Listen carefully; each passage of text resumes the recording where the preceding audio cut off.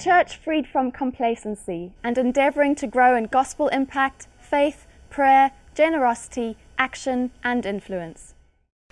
The value we're looking at talks about endeavouring to grow.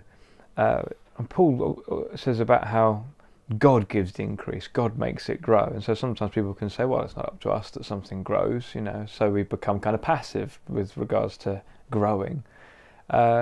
Is it appropriate that we endeavour to grow? I think growth has several aspects.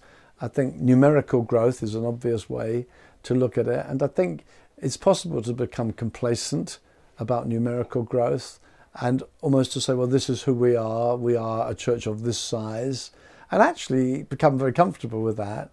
We know everybody. And sometimes when a church does begin to grow, you can hear people say, it's not like it used to be where we knew everybody. Now that is actually a complacent attitude. It's forgetting who we are. It's forgetting we're meant to be for the harvest. Jesus said, lift up your eyes, there's a harvest. And so when we get complacently not interested in the harvest, we're missing the heart of God. And so, God looks for growth, not that we lose intimacy. And so pastors and shepherds have to be aware of the need for small groups and maybe clusters of small groups from time to time. So intimacy must be retained, maintained. But I think that growth, people must get ready for growth, ready for change that comes from growth. And that's part of life, really. You see your children grow, you see them take on new clothing, new sports, new games, new preoccupation. It's just life. And so if a church is not growing, it's pretty unhealthy.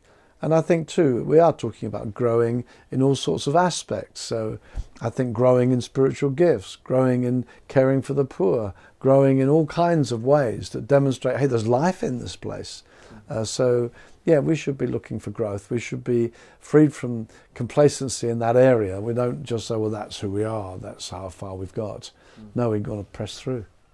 I remember you speaking about the church in Seaford, the first that you pastored, and how for a long time there didn't seem to be much evidence of growth, and a friend of yours was leading a church that seemed to be growing and growing, and you said, but I think we're going through a foundation laying time.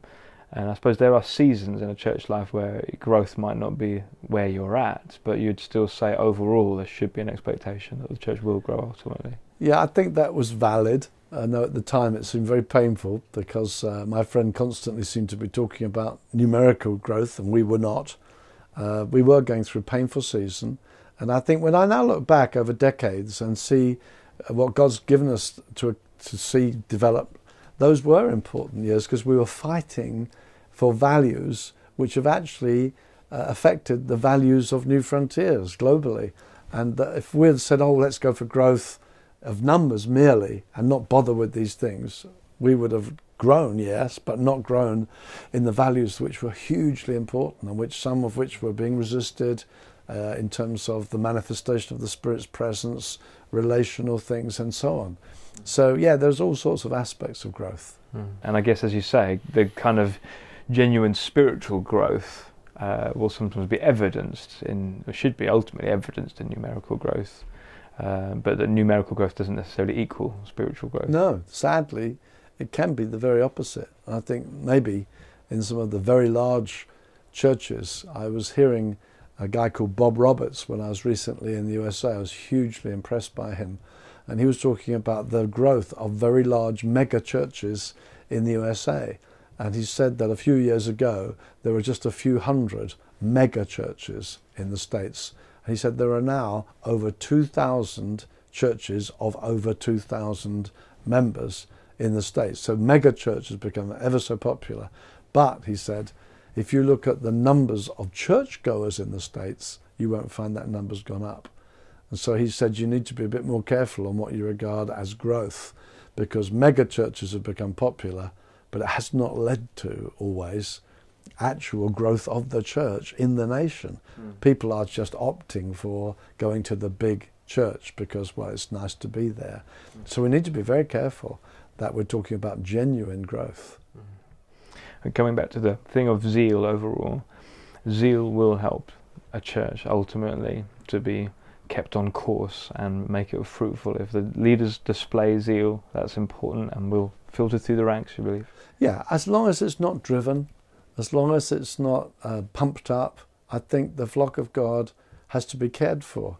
And you see those lovely phrases in the Old Testament that he led them with gentleness. He led those with young with gentleness. And I think a good shepherd is very sensitive to his flock. And if you drive people, you will lose people. People will vote with their feet. They say, oh, I can't stand that place. It's just no peace. You never feel you're being fed. You just feel you're being driven along. And I think you've got to get a wise shepherd or eldership team will be assessing that. Are we caring for the flock? We need to make sure we got that balance right. And some of that comes with maturity. And sometimes there can be a youthful zeal that's not sensitive to, hey, there are needs here. Let's take the flock at a speed they can actually handle.